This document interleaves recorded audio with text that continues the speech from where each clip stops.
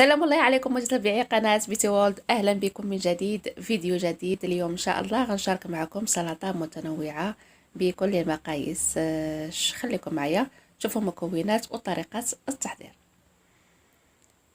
يعني تحطوها توجدوها وتحطوها بوحدها، لأن كاين مي كيبغيش مثلا الصلصات كيبغي ياكل الخضر طرية بدون توابل. وتقدروا طبعا انكم تضيفوها من الفوق كما غادي ندير انا. ف حتى الصلصه فكما شفتوا المكونات عندي صلصه طبيعيه ما فيهاش مكونات بزاف. عندي هنا غير الزيت،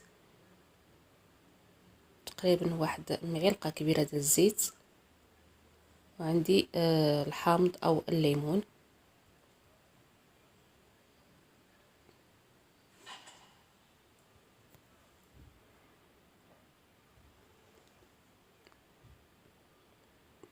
الملح وابزار.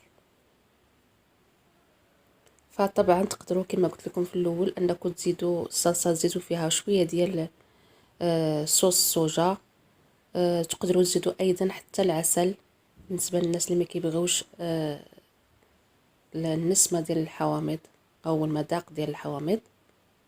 فالصلصه حتى هي كتكون متنوعه، كاين اللي كيزيد فيها حتى المطارد. مهم كما قلت لكم كيبقى الاجتهاد ضروري في اي وقت. فنتمنى ان شاء الله ان السلطه تعجبكم، تجربوها، وما تنساوش طبعا انكم تصيفطوه ولا تشاركوه مع الاحباب والاصدقاء عبر مواقع التواصل الاجتماعي، الواتساب، الفيسبوك، باش دعموا القناه. وكذلك إلا ما كنتوش مشتركين في القناه فاشتركوا في القناه بالضغط على زر الاشتراك وتفعيل الجرس باش توصلوا بالجديد. الى هنا اشكركم، إلى اللقاء.